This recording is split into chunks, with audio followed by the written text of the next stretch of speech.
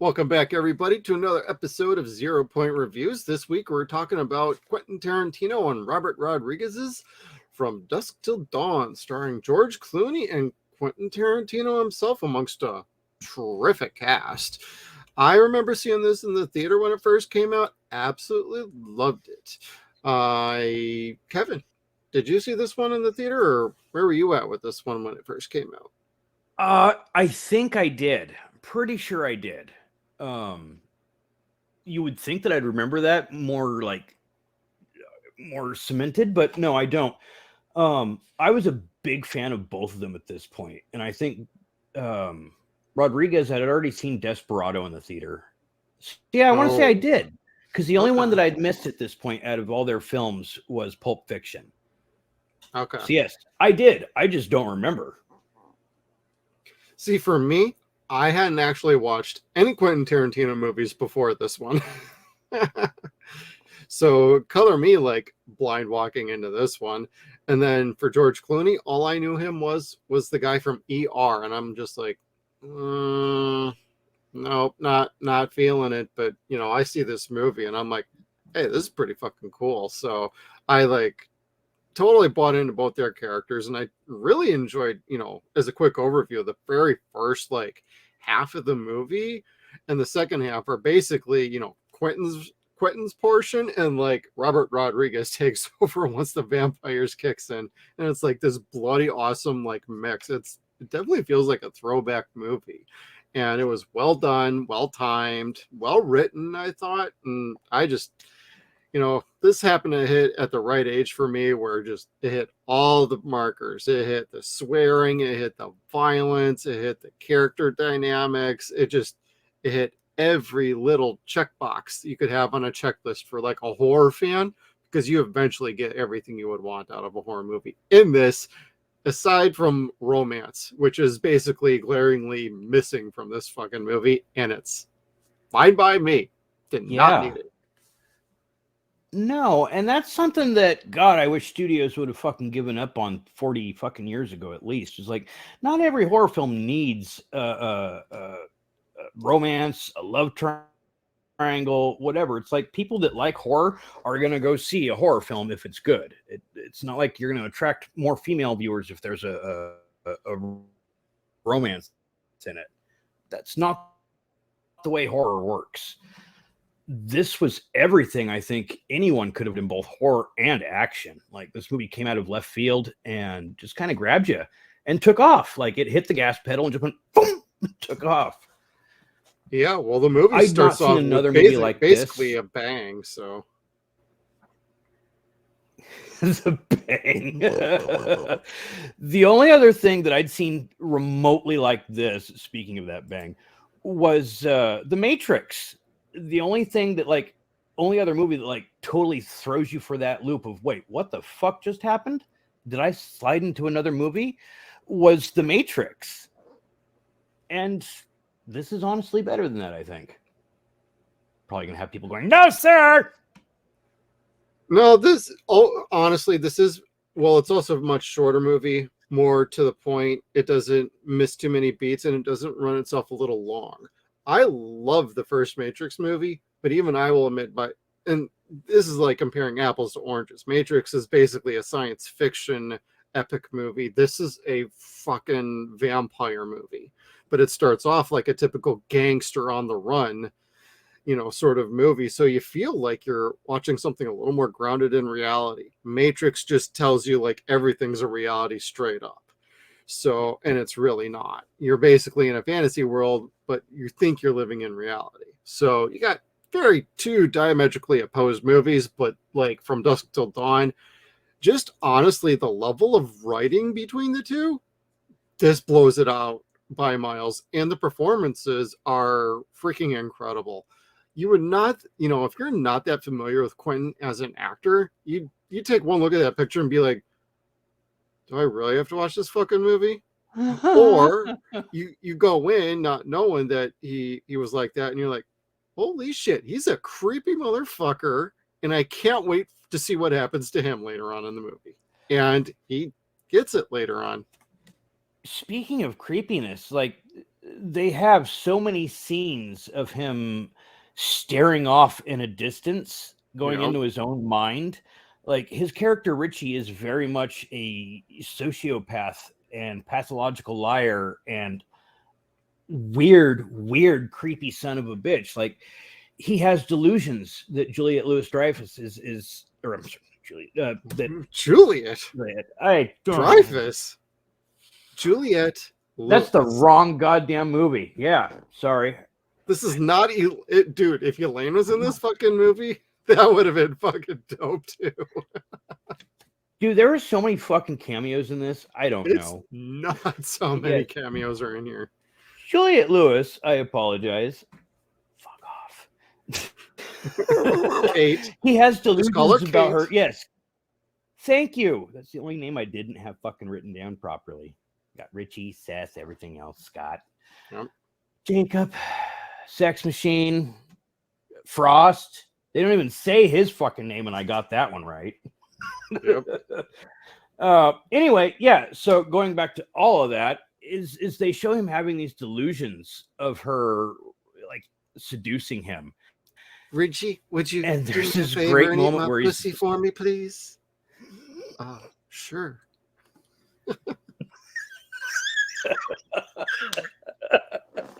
Hey, we're gonna do some quotes in this he's movie. He's a creep and a predator. Yeah. Yeah. Turn this down if you're at work. But he's so timid by her reaction in his head. Like, oh, okay, sure. But otherwise, you've just seen him like brutalize this poor woman that was tied up. Richie's a very interesting character to watch. It's hard in any of their movies to like back one particular character that's a great person, at least in Quentin's movies. Robert's are a little bit more definitive, where like you have El Mariachi, that's definitely the hero. Yeah, I prefer more Robert's style, where there is somebody you can get attached to. With Quentin's, it's multiple shades of gray. No one is purely likable. Nobody is purely like hateable. There's always like at least a little something to them that you can get attached to. And I see how that's very successful. And I like a lot of Quentin's movies. So don't get me wrong on that. But I do generally prefer to have somebody I can really root for. You don't really start really rooting for like Seth until fucking like later in the movie, like towards the very end, where it's like, hey, who's gonna fucking survive this? Of all of them, he's the most badass dude there. So apparently the first draft of the script had everybody surviving. Oh, I don't like that idea. Yeah, and I was kind of like, well, that wouldn't have made a very good movie at all. So it's like I definitely see what Quentin did with wanting to make more of an impact by having people die in the movie. And I'm sure there was a body count as far as like the other patrons in the bar, but he was like, no, there are two sides to this movie. There's the hostages and the hostage takers, and there's only going to be one survivor from each group. And that's basically how it plays out between Kate and Seth at the end. Yeah. Which the only thing I would have wanted was to see Kate go with Seth, like just full Stockholm syndrome, because she's got no place else to go. I mean, other than having a nice new pyramid all to herself. But well, I do like how Seth played that off. He's like, I'm a bastard, but I'm not a fucking bastard. Yeah, because they don't explain El Rey well enough. Like El Rey is supposed to be like the biggest shithole ever, where it's like bad guys go to hide there because the cops don't go there. Like it's supposed to be like Tortuga.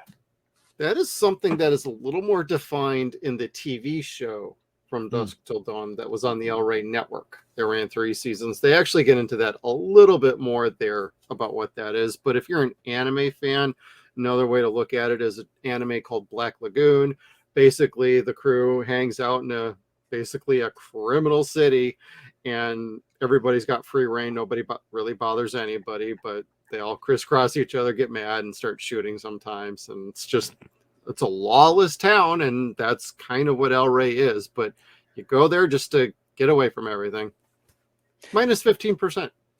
minus 15%. Which did he even get that? No, they didn't. They ended it with 25, didn't they? I think so, yeah. Yeah, which is funny because like Seth keeps trying to drop it below 20 and he can't. It just it ends up being 25. But I mean, that was funny. That in itself, like Cheech showing up at the very end. Cheech was not supposed to play 3 characters. That was supposed to be Eric Estrada at the end. Oh, okay. Which would have still been really cool because, like, who doesn't love Punch? But I think Cheech showing up for that 3rd time, like, it killed me inside as a kid. It really did. And I don't mean that disrespectfully. Like, I loved it. He did great in every single one. Like Border Patrol agent, also the cell guy outside or the promo dude. You know, of course, who had probably some of the best scene stealers of the whole movie, basically, with him outside the titty twister, and then him showing up at the end as like the main like contact to get into El Rey.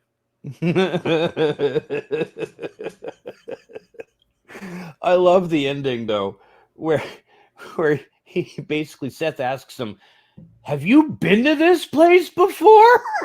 And he's like, "I've driven by a couple of times. It seemed all right." It's like, dude, what the fuck? Because that's like the most human thing to do. Like, oh, that place looks like it's all right. It looks like a shithole bar and strip joint. Why not? But I mean, the bar itself, like, if people haven't seen that, do I have it here somewhere? I should. The bar is fucking cool inside. The bar is beautiful on the outside. From the outside, it looks kind I'm of like freezing. a There we little go. shitty little strip club, to be honest. But Oh, sure, but it's it's fun for spring break. But they get inside there, and like immediately Seth falls in love. Like, this is my kind of place. there's booze, pans there's back. fighting, there's strippers, there's more booze. Yep, he's happy. Yeah, like they pull everything in all at once, and it just looks so goddamn cool as far as it being a bar. Oh, it's awesome. And Fucking, I'd go in there. I did this just to avoid the censors and stuff, but like, let's explain what if Fuck people haven't Patreon. seen this before. Fuck Patreon. Yeah. It pans back to this giant like joint of like people dancing to blues music, smoking weed, smoking cigarettes, drinking, watching all these beautiful fucking dancers fighting. It's just like, it's a damn hoedown is what it is. And Seth just like immediately falls in love with the place. Yeah.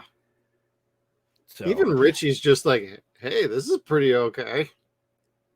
well, see, and then this is the part where the movie switches over from that being the neat crime movie, the hostage movie, to it's got this middle section of fun.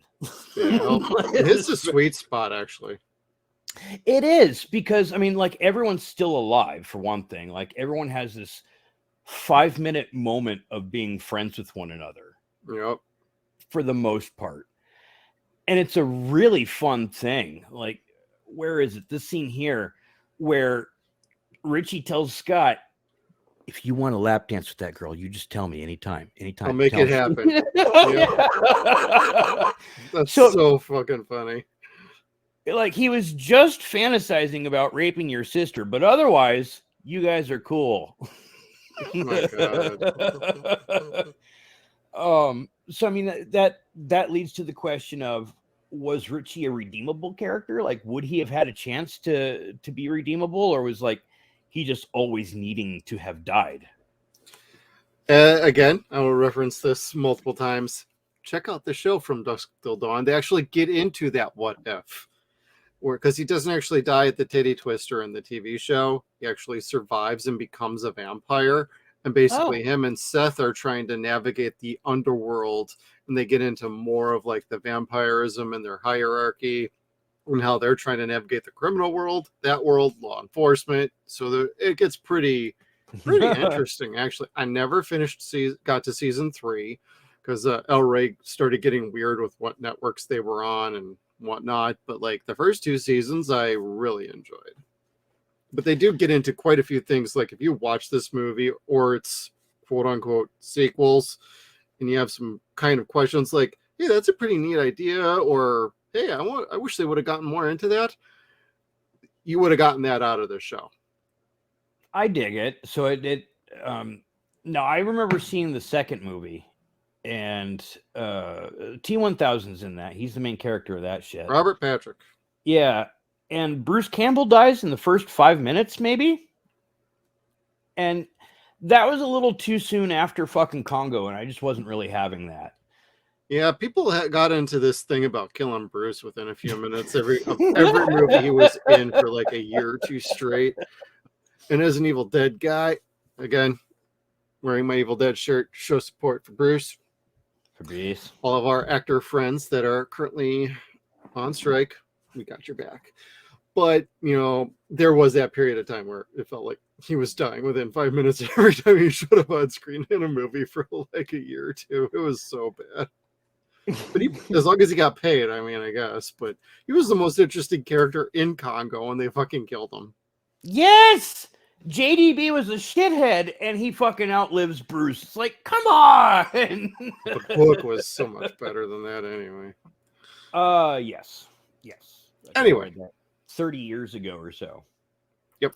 But, yeah, so anyway, we're at the Titty Twister. Everybody's having fun. And like it's a neat place. What do we have next? Oh, the band. Tito and Tarantula. These guys are so fucking funny. I loved their transitions and the fact that they are, I don't know, that was I got a kick out of these guys. They were fantastic. And for those who don't know at home, Johnny Vatos Hernandez is the drummer from Oingo Boingo, and they are my favorite band. So when I saw this as a kid, I about like shit myself. Like, oh, it's Vatos, cool. Vatos Locos. Oh no, he's a dope drummer. Yeah. But they were fantastic. They're all dressed up as fucking mariachi, and I'm sure once upon a time they may have been. But they're very like desperado outlaw type band. The marijuana. Yeah, right? I have that soundtrack somewhere in storage around here. I was actually trying to dig it out so I could like show it on my little From Dusk Till Dawn display. I throw up over my movie sign. So when you check our videos out, I sometimes have like my little collection items up here for it, but I just could not find my CDs. They've got to be in storage somewhere around here, and I just couldn't find it in time. But the soundtrack, I had that fucker on repeat all the time on CD when it first came out, right around the movie time. So I remember like all these songs. Just watching the movie again was just like, oh, this is like comfort food for me. Oh, I haven't seen this movie in way too long. I was so happy to watch this one again. But the music, fantastic. Yes, Dark Knight, which awesome intro. Yeah, that was supposed to be the band or the song that was playing when they walked in, and Rodriguez was like, no, let's just switch it around to this. And I think that was the best move made. Like Dark Knight was an excellent fucking song to enter with. Yeah, and then walking in to hear Tito and Tarantula, like it was a better fit. And I'm glad he did that. And one thing that's not said enough, I think, is that Robert Rodriguez is second to none except for John Carpenter when it comes to like scoring his monster movies. He is the shit. He really is the shit. Yeah, he doesn't get enough credit for that, like at all. I actually think he's a very, what's the right word for it? Underestimated? No, I wouldn't say underestimated. I think he's just overlooked.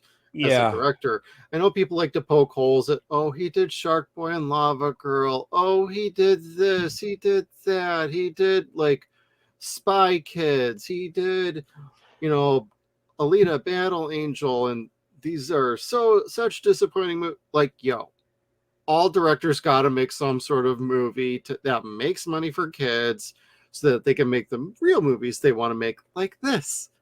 And when he gets to make movies like this, he excels. So you got to work the system.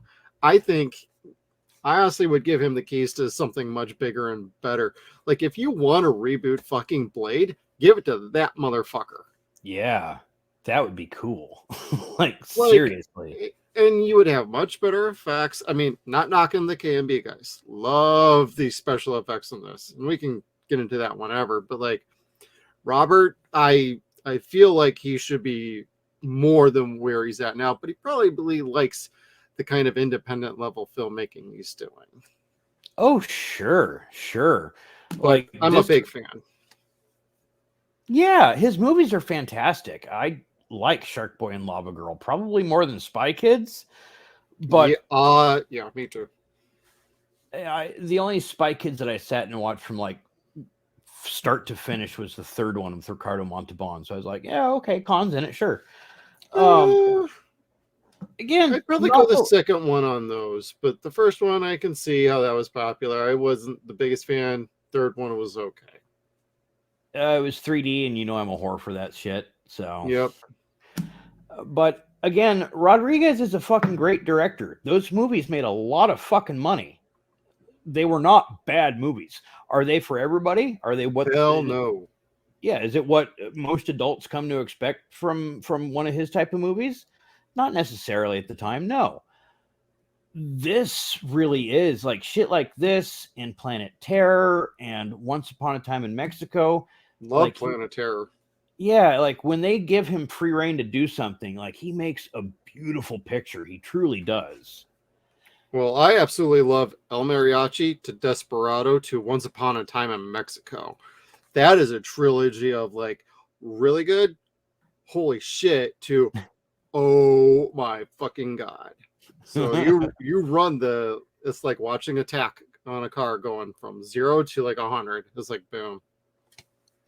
Yeah, and I love that Selma's in them. Like Selma, she should have been in the third one a little bit more. I don't remember what the reasoning was, why they had to kill her off, but they set it up so there's like there was a story in between Desperado and Once Upon a Time in Mexico where she ends up getting killed by somebody. And it's like, that's a neat idea, but eventually get to making that movie because it sounded really cool. and I couldn't get enough of fucking Banderas and Salma Hayek in those roles. They were super awesome. Great chemistry. Absolutely. Mm-hmm. I kind of wish they were able to get like Antonio into this movie somehow. That would have been really fucking dope too. But like, kinda, yeah. Selma, oh, she was the heartbeat for many people back in the days of this movie and Desperado for not just a couple reasons, for a lot of reasons. So I do want to bring up one quick point before you get onto yours. Is like when she's doing her dance and Clooney is behind her, he's just looking so disinterested at her butt. I'm like, dude, do you not see that? Every other guy in that room is ogling her, and you're just like, she's all right. She's all right. You're on my table. Yep. It's just stepped in my nachos. She's gonna spill my drink, motherfucker. That would have been me. That would have been me in my 20s. Yep. I just 0-pointed. Oh, Selma and her dancing. So I was making fun of it here. Dance like nothing is choking you, because she didn't want to dance with the snake, and they had to like seriously, like, I don't know if sedate would be the proper term because we saw that in Temple of Doom, but they did not choreograph her dance because you couldn't predict what the snake was going to do during choreography. Right. So they basically just told her to get up there and do whatever the music made her feel good doing. And you could tell that it wasn't choreographed. And I was like, oh, but those other chicks, they were, oh, okay. I think they really are dancers. But Selma had a hard time, but God bless her, like sticking through this movie, like it helped like totally cement her career going forward, as if Desperado didn't do well enough. She was a sport with Robert and Quentin. Like, yeah, they loved working with her. They had an understanding of she didn't want to do nude scenes, she didn't want to do anything unladylike, and they didn't want to make her do those things. Yeah, like, that was totally elective. I mean, they don't care about that. Yeah, like to them, they were just as happy that they got somebody who was Hispanic and willing to dance with a snake who also happened to be 110% beautiful. I go 120, but yeah. Well, she gets ugly real fast. But speaking of that, When she transformed, yeah, like that. so if I'm not mistaken, and this is not wrong, is she the Hangman's daughter from part 3? I think so. I have not seen that movie since it basically came out on DVD years ago, but I think that's correct. Okay. I might be wrong. You can put it in the comments below, please. Again, that's my recollection of it. I do not have the sequels. I only have the original, and I kind of want to upgrade it at this point because there's nothing wrong with the DVD. It's just, golly, this is a good movie. It's a fun movie. Yeah. Does all of it hold up today? Not necessarily. You have to be a fan of Quentin Tarantino back in the 90s as well as today to like truly have this movie be okay. There's a tiny bit of racism in it. There's a lot of ableism in it. There's a whole lot of foot fetishism in it. So much so that we have our own segment. Kevin, newsflash, it's the Foot Watch. The Foot Watch is called Quentin's Padiapalooza. I wasn't even trying to segue into that. Oh my God. Oh, so there was a lot of feet in this movie, and like it just kept getting worse. Like it starts out with the guy that they lit on fire and shot up. And I love the popcorn popping when that happened too. That was such a fucking awesome detail. Yes, and that was fun. Like you didn't expect the whole set to go up. Yeah, that was great. But then you've got Quentin having his own foot in the scene. Hey, where'd that go? I won't do the whole thing. We'll put it on Facebook and on Twitter, but like we do photo dumps on our Facebook and Twitter pages, so please do follow us. We have the outro at the end that'll tell you where to go, and also our on-screen and title card that has that stuff too. So please follow us on social media. Getting that in now. Yeah, but then I found some dirtier things like hairy toes. Somebody needs to go for their pedicure. What else did we get? We got no, that's not it. It's this one here. Grape stompers. Put her foot in my mouth. No, man, that's nasty. That's nasty. That's Selma Hayek. Yes, but still, got her potato mashers there. Come back to the can crusher, and my personal favorite, the butter blaster. I don't quite get it, but okay. Okay, Kevin's going off the rails with this segment. In our newly canceled segment, Foot Watch with Kevin. It's the Padiapalooza. Now, where the hell is it so I can get rid of it? There it is. Because you watch this and like, as a kid at 16, I'm kind of like, okay, that's gross. Never mind. Just go on with the rest of the movie. After seeing Kill Bill, seeing this 30, 40 more times. Yep. Yeah. And then reading the internet now, it's kind of like, huh, there's a foot thing going on. It's the Quentin cinematic universe. If there's not a foot shot somewhere in the movie, it's not a Quentin Tarantino movie. Well, actually, that is true to a point. Where is it here? Sheriff McGraw, excuse me, Ranger McGraw, Texas Ranger McGraw. McGraw. Yeah, he is a recurring character in both of their movies, I think, or both of their series. I think so. He dies in this at the very, very beginning of the movie, but he's the character that basically cleans up Uma Thurman in Kill Bill. Yep. And he's that character comes up 2 or 3 other times in movies. So Kill Bill, at least that first part, takes place before this movie. Yeah. Same with Quentin's family members, the Vega family. They're in there. Oh, that's right. I want to say Marcellus Wallace is mentioned, or Wallaces are mentioned in more than one film. Yeah. So he just had a real knack for doing things like that. And I really liked that about Quentin as a kid. Good detail work. I think he's a incredible writer. I do too. And the lingo doesn't necessarily hold up as much today, but it was new then, and it was cool. It was fun. It was It hip. was very new and different, so it really stood out. Yeah, It didn't. It never felt like his movies were preaching to you or insulting your intelligence. They just felt like this is the kind of movie that we kind of need right now, and he delivered those. I don't exactly like all of his movies. I like some more than others for sure, and there's a couple I could care less about. If we ever do a Quentin Tarantino episode, hey, you want to see us go over his movies in one shot? Put a comment below. We'll take it under consideration. But like, there's definitely a ranking of his movies. But like, one thing you cannot deny is like his writing talents are on point, and he's a very good director in and of his own right too. absolutely. Absolutely. I wished he was still as popular as he was back then, both of them, because they were my favorites in the 90s. They really were. There was nobody, no other director that was making movies where I was kind of like, oh shit, he's got a new movie coming out. Quentin and Rodriguez are probably the last two people really that I was like that with. Bryan Singer sunk that ship.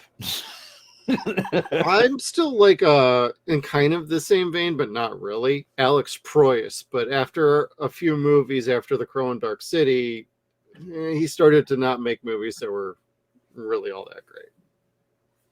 That happens. That happens. Yeah. And I'm probably going to catch a lot of hate for it, and we'll talk about it more next week. But I view Wes Craven the same way. Like, he's got like 5 good movies that I can count on one hand. The rest of them are either okay or not. So Even some of his early stuff is kind of sketch for me. So, and that's Wes Craven I'm talking about on that end. yeah. No, I like his early work except for Last House on the Left, because just rape's not that funny when you actually have to look at it. So, Yeah. unless it's Marcellus Wallace.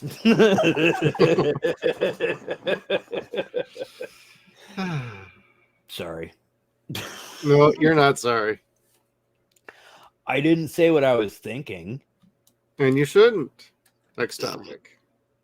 Next topic. I still like this movie. All right, so we got past the feet.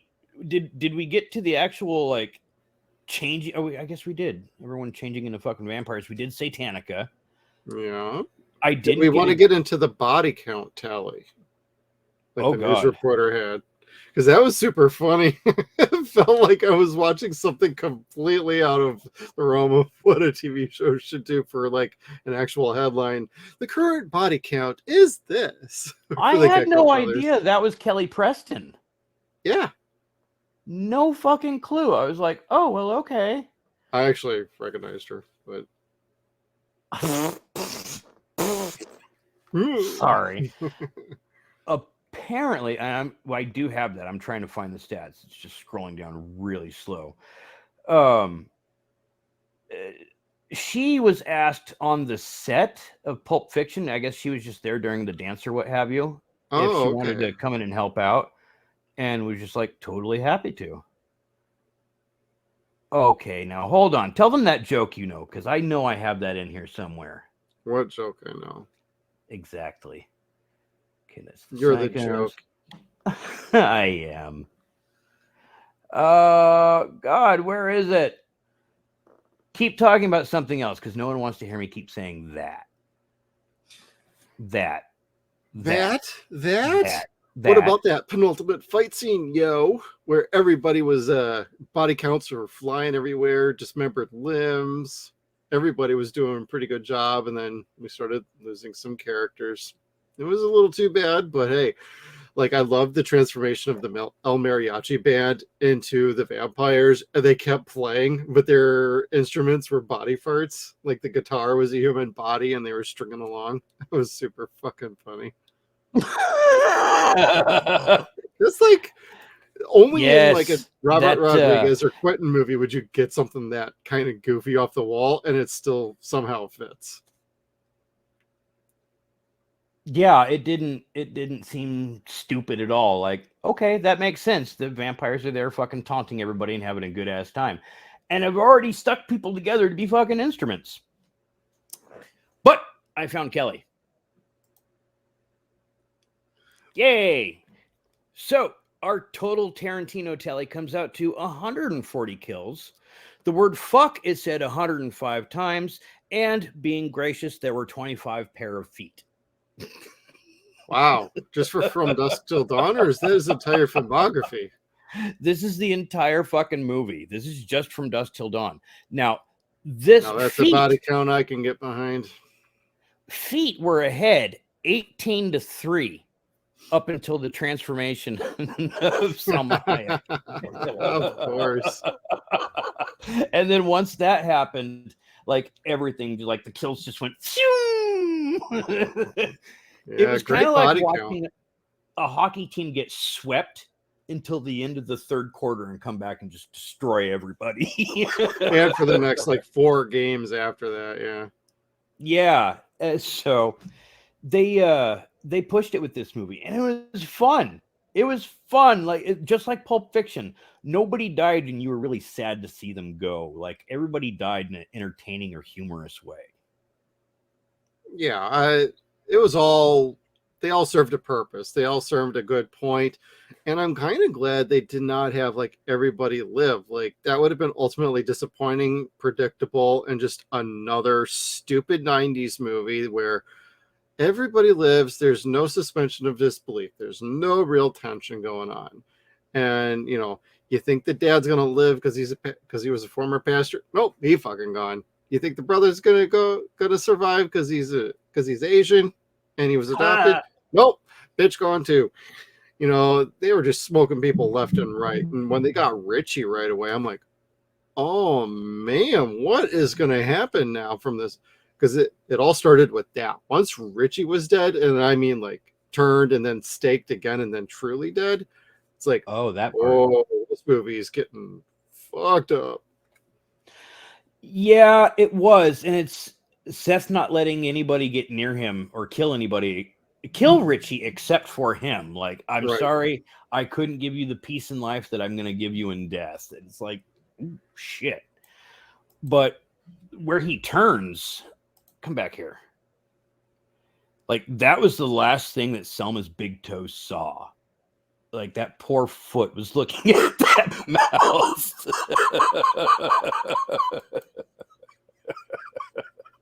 Hashtag Selma's big toe. Selma's big toe. And then wiggle your big toe. To transition into what we were talking about with the special effects, this was the 90s, of course. So we were in that cusp of really shitty CGI. And you have a really interesting picture here of this beautiful fucking, I don't want to say puppet, but prosthetic creature. face.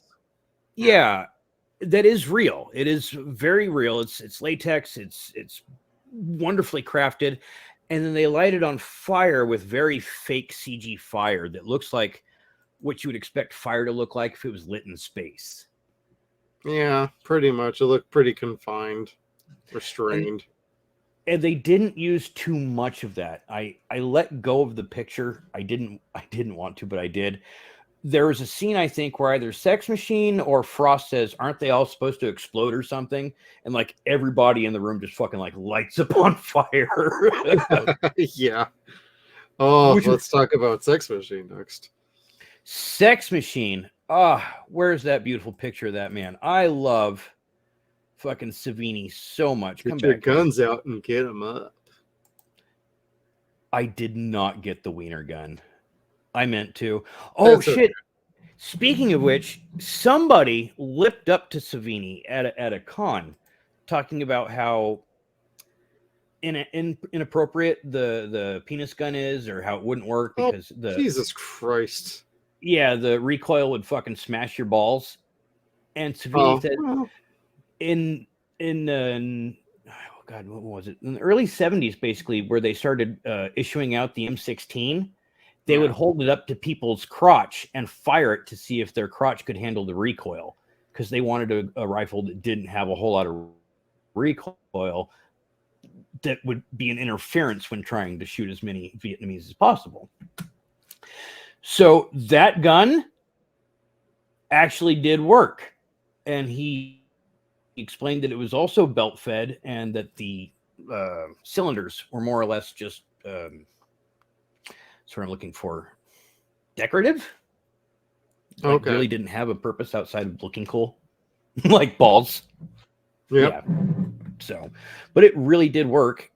And it, you only got to see it once, and it was funny because it was fucking Danny Trejo that he shoots in the chest Oh, with his young dick. Danny Trejo, really? Yeah, like you watch this and you're just kind of like, fuck, what year was this? Because I thought Yeah. Trejo was like not old, but I thought like he was in his 30s, maybe in say like Born in East LA. And this was quite some time after Born in East LA, and he still looks younger than shit here. Then again, And in terrific shape. Like he looked like he could fuck some shit up. It's almost too bad that he died like pretty freaking quick and from Sex Machine, you know. Yeah. Oh, that's still. Oh good. yeah, But Tio Machete. he well, that's what he calls himself online, is Uncle Machete. I fucking love him. He is an awesome My wife follower. and I are watching Breaking Bad again, and he's in there. And there's a not so subtle reference to him getting his head lopped off by a machete by the cousins of Tuco, and it's super funny because seeing the machete, I'm like, I wonder if that's a little reference going on because it's kind of funny. There are a lot of fun homages when they get to stuff like that, and especially when he's involved.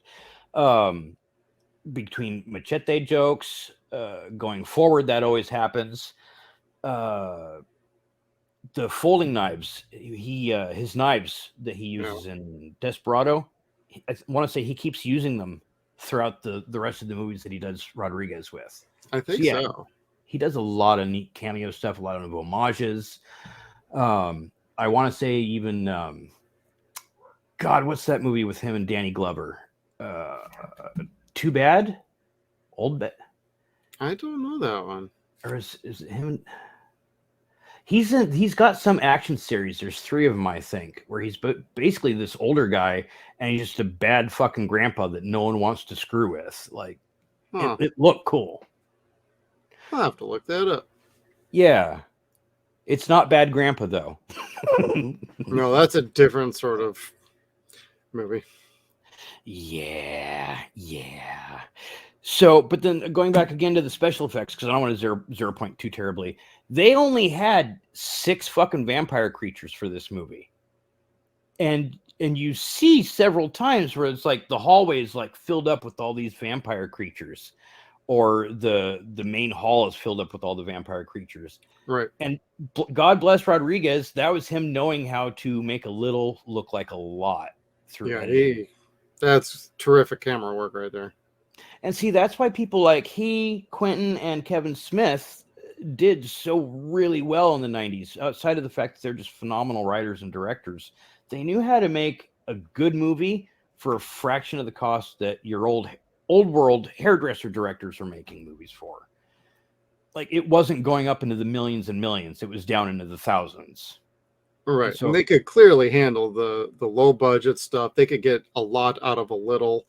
Like, you had to be good at that sort of thing in order to even get your movie completed to begin with, let alone watched.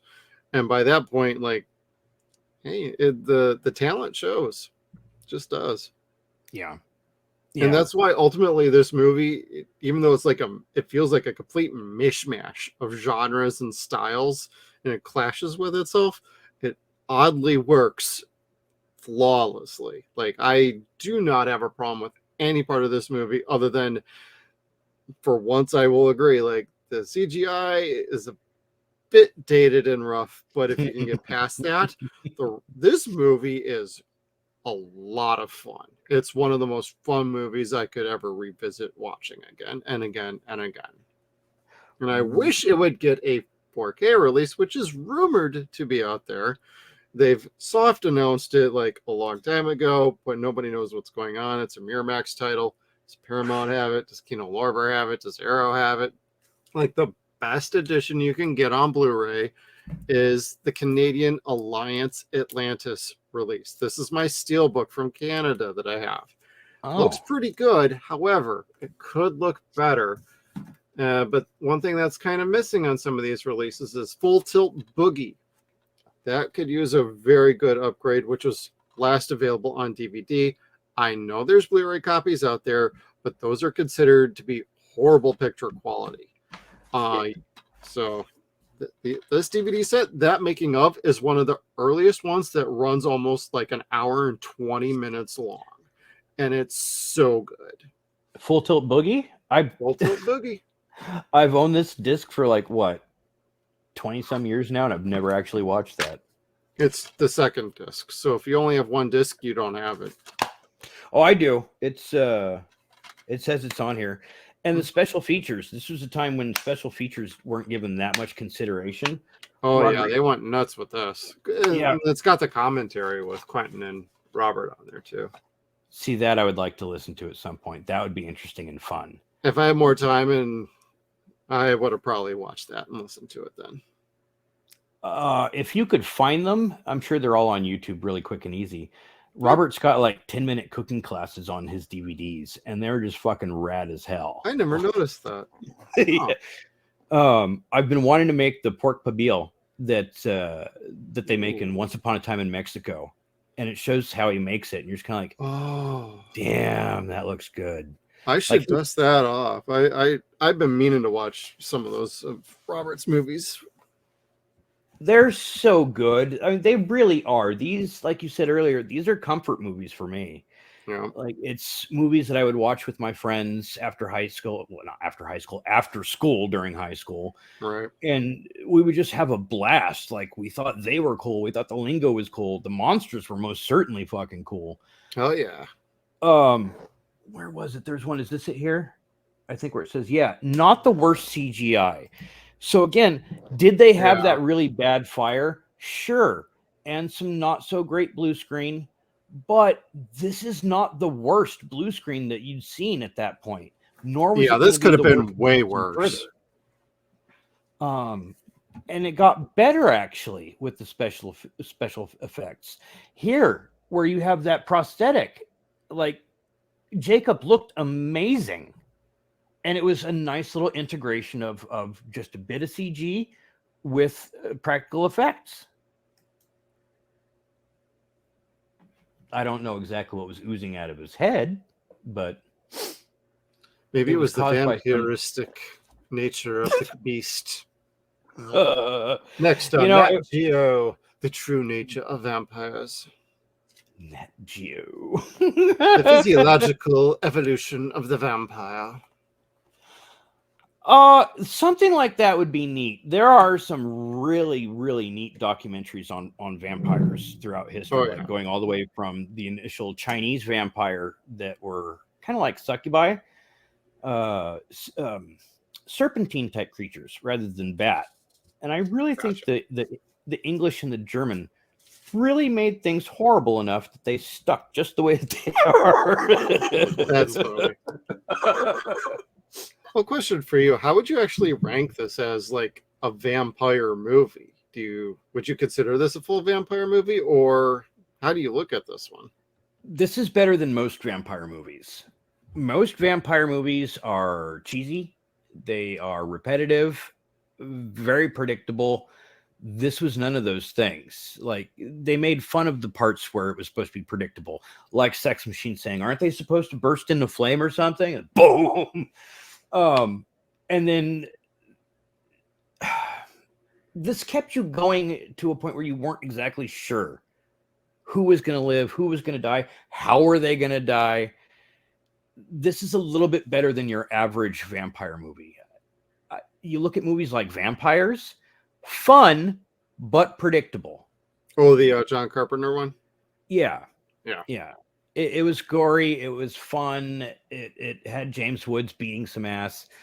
I thought there'd be more to that particular movie, and it just never got to the level that I had hoped it would. Because at that point, I was starting to feel like John Carpenter was starting to not feel Hollywood anymore, if that makes any sense. I felt like he was getting ready to be like, you know what, I'm good just composing. Fuck filmmaking. Kinda like if I'm not doing this for myself, I don't give a shit. Like Yeah. you take so many jobs and you're just kind of like, I like working on my own things. Yeah. So It's like I like vampires, but Ghost of Mars is about where I'm like, I don't know if you're really into this anymore. no, this kept things different. Okay, so here's a great example. Sex Machine, after he turns into a vampire and they kill him twice, he turns into this like giant rat thing.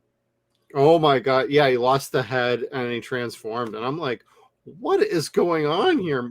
If you're watching this movie and you're having, like, say, an edible or you're drinking and you're having a really good time, it's suddenly at this point you're like, okay, I'm on board with the vampires. Then this happens. It's like, okay, what the fuck am I watching now? This isn't Dip. This is another one of the great ass puppets. Yes, good capture on that scene. Thank you. Thank you. That's why it takes me Because that 6 hours to happens watch a movie. real quick. There were so many of those suckers in that hallway that, well, not so many. Yeah. There were 6, but it was hard because it was moving so fast, like you said. Yep. Like, I've got a really good DVD player on this thing, I guess. Yeah, you do. Sometimes it's VHS quality. Other times you get a really nice money shot like this one. Yeah, we don't have a setup quite for Blu-ray ripping. Oh, I do now. Right on. Mm-hmm. I upgraded this week. Oh, Mm-hmm. you'll have to get me a link to that because I kind of need something like that myself. Okay.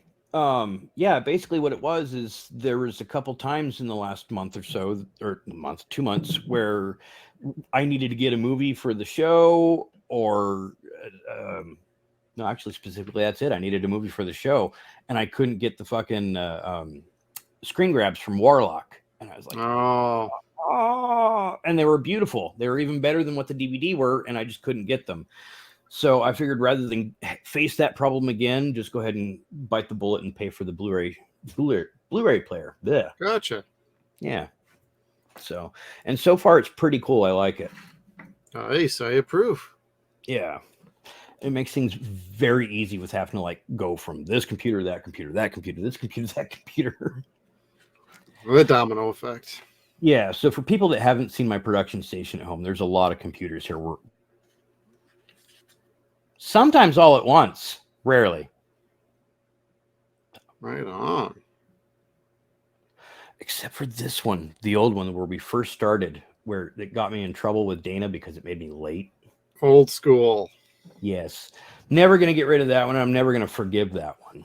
It's going to be a trophy. Until one day you finally get that shotgun and you're like, now's the time to take it out and put it to the pasture. Paul! To a million pieces it goes.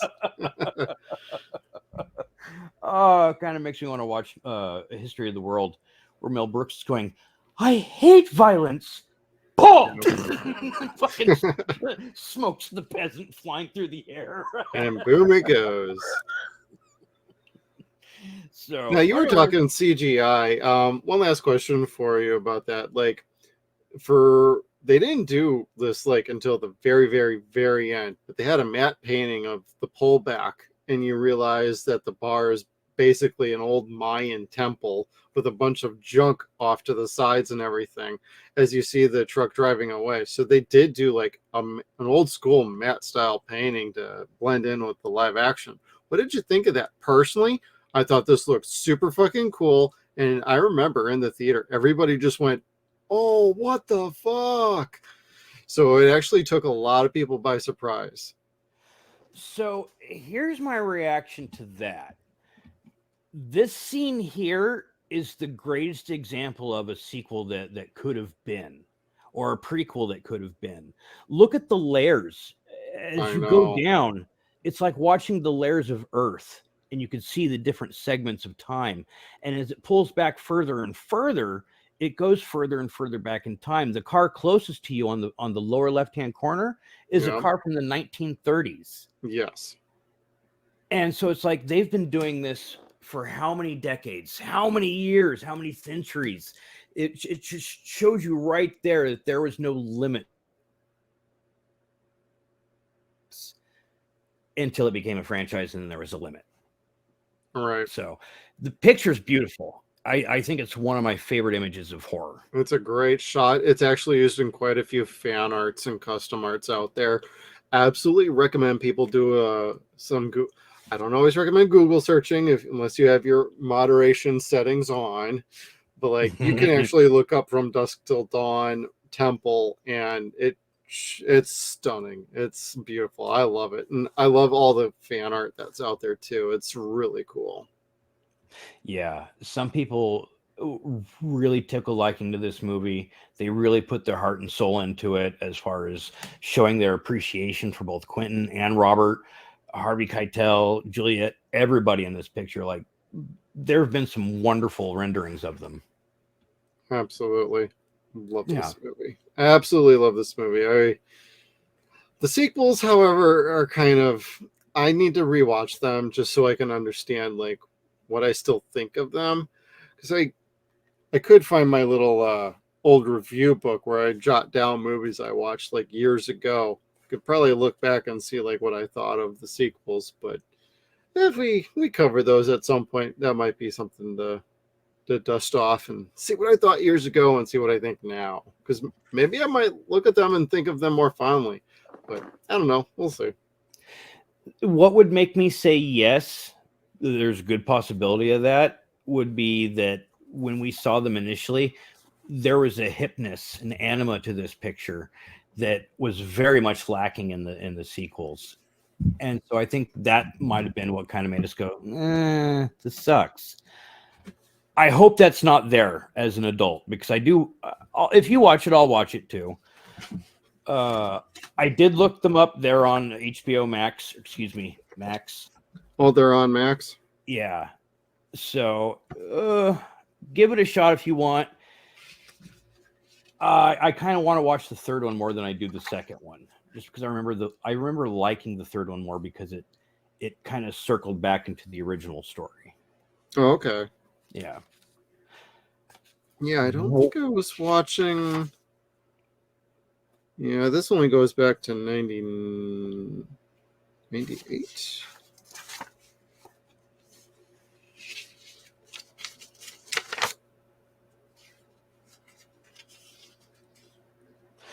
Oh, and this scene here, while you're looking for that, this is where the rest of the budget kind of went to. This is one of the things I love about Robert. The disco ball, I'm sure, was Oh, quite. I fucking love that. That was so much fun. But Robert put so many great fucking explosions into his movies. Yeah. Okay, and you remember how last week I said that I had a picture of a dummy that was being blown up, but I didn't keep it? Right. This week I kept the picture of Scott getting blown up. So these were three of the creatures that are not moving, and they had to this was done in one shot, I think, because they only had the three creatures and the one dummy to blow up, and it was not a Chinese dummy, so they couldn't focus on it for too long. And they did a good job, but yeah, this is another one of those moments where it's like you really kind of have to hit pause right at the right second. Okay. And Scott's death is very wet. That was the only way I could describe that. It was juicy. Yeah. Between the condoms filled with holy water and whatever the vampires were all filled with. Because remember, these vampires are super soft. They talk about how you'd be able to punch one's head off if you hit it hard enough. Or rip a heart out, Mortal Kombat style. Oh my God. Yes. Frost pulling that goddamn thing's heart out. Well, and he also had the quickest turn into a vampire of anybody in this freaking movie, too. He was literally not even 1 minute and he was a vampire, whereas Sex Machine got bit and he was a couple minutes and that got played up for a comedic effect. Yeah. Where he's just like, yeah, I'm finding a little sharp tooth in my mouth. Ooh, ooh. That and putting his claws behind his back, like, oh, nothing. Yep, nothing to see here. So yeah, Sex Machine is one of those people that would not tell you if he got bit by the zombie. So Right. And if we want to continue with our 6 degrees of Jake Busey, he's in the TV show. He's Sex Machine in the TV show. Yes. So our Jake Busey watch continues. That's cool. It But just keeps on coming. Tom Savini, I think, is 72 or 73 this year, and is still yoked as a motherfucker. Like, he takes an annual nude photo just to show how cut he is every year. Oh, It's man. like, Jesus, dude. It's like, I That's know a I'm guy who got his that. Duracell battery replaced. He just keeps going and going and going. But Savini's one of those guys where it's like, if you see him in a movie or on a TV show, you just light up and smile because he's so fun. He's somebody I would love to meet before I die or before he dies, whatever. Right. And just to throw it out there, I did find my reviews of From Dusk Till Dawn 2 and 3 from many, many, many years ago. I don't have the dates down, but for Texas Blood Money, doesn't live up to the standards set forth by the original.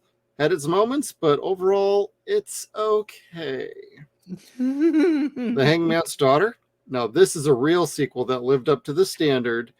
This was a real excellent movie. I actually gave that 3.5 stars out of 5. Texas Blood got 2. I could see that. Like, I remember not liking the second one at all. And again, that was when I first started to drink, and I'm sure I got loaded that night, but it just wasn't cool. A little too much drinking, bro. Oh, yeah, I'm sure. Review. Yay. A Scream review? Oh, yeah, Scream. Glad I saw it on Stars.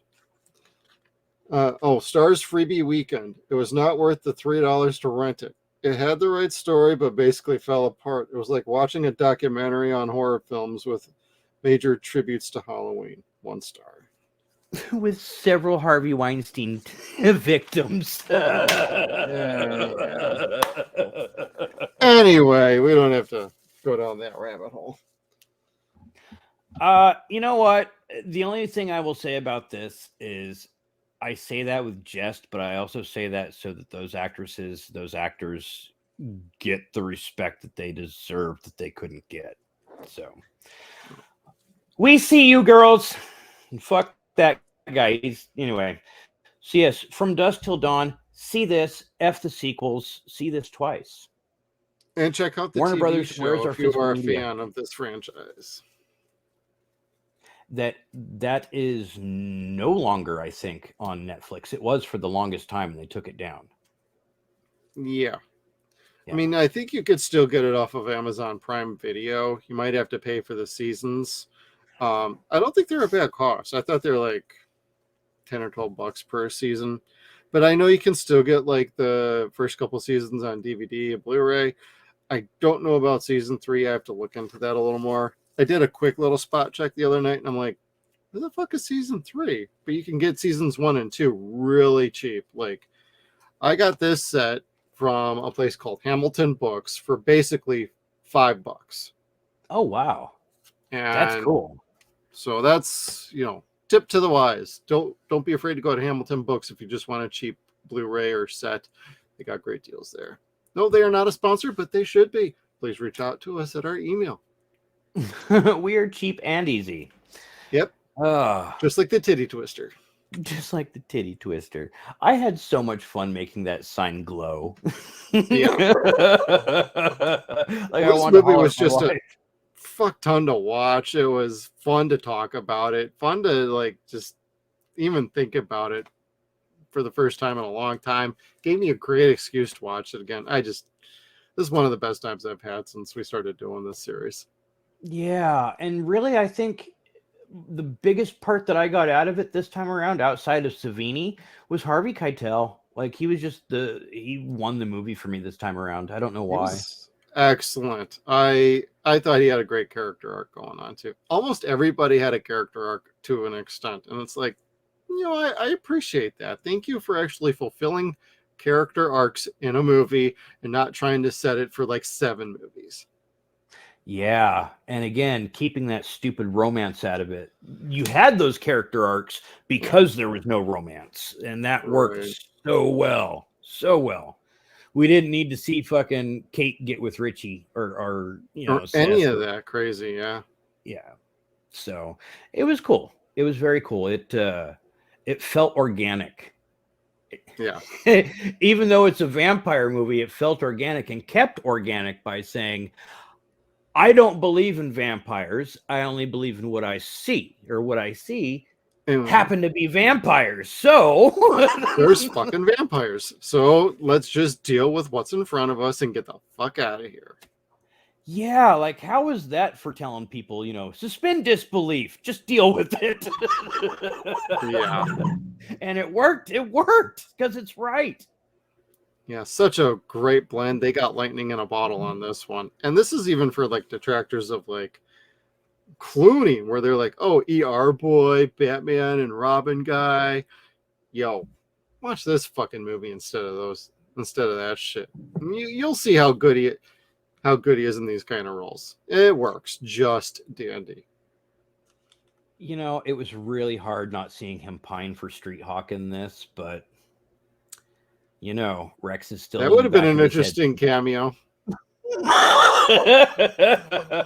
what I mean by that is what I mean by that is like the Mayan temple shot. If they had like a Street Hawk bike on its side somewhere designed down low, or an Attack of Killer Tomatoes something or other lying somewhere in the pit, would have been funny too. B. Arthur. Yeah, B was still alive at this point. Anyway, yep. That's going to be a whole other 0 Point. Don't need that yet. Yep, Lake Placid at some point. We need to watch the Placid movies. They're fun. I don't know about the fourth one, but the third one's cool. I watched the first two. Never got around to the third one, though. The third one has John Schneider in it, and he's pretty good. I like John Schneider, so. Right on. Yeah. Kevin, you got any other thoughts for us? No, nothing other than we only used maybe like a third of them at best, so the rest of them will be on Facebook. They're all funny for the most part. Otherwise, they're just things that I absolutely love about this movie, and that's what it boils down to. Is I love this movie. I thought it was cool as a kid. I think it's funny as an adult. Still pretty cool. You're gonna have fun. You're gonna have fun if you've not seen this before. Yep. It ages for the most part pretty damn good, and it's pretty entertaining.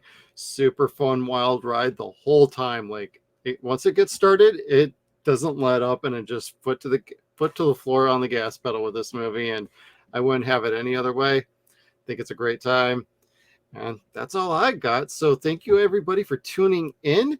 We are not shilling out for Patreon because they can kiss my ass. They can kiss his ass too.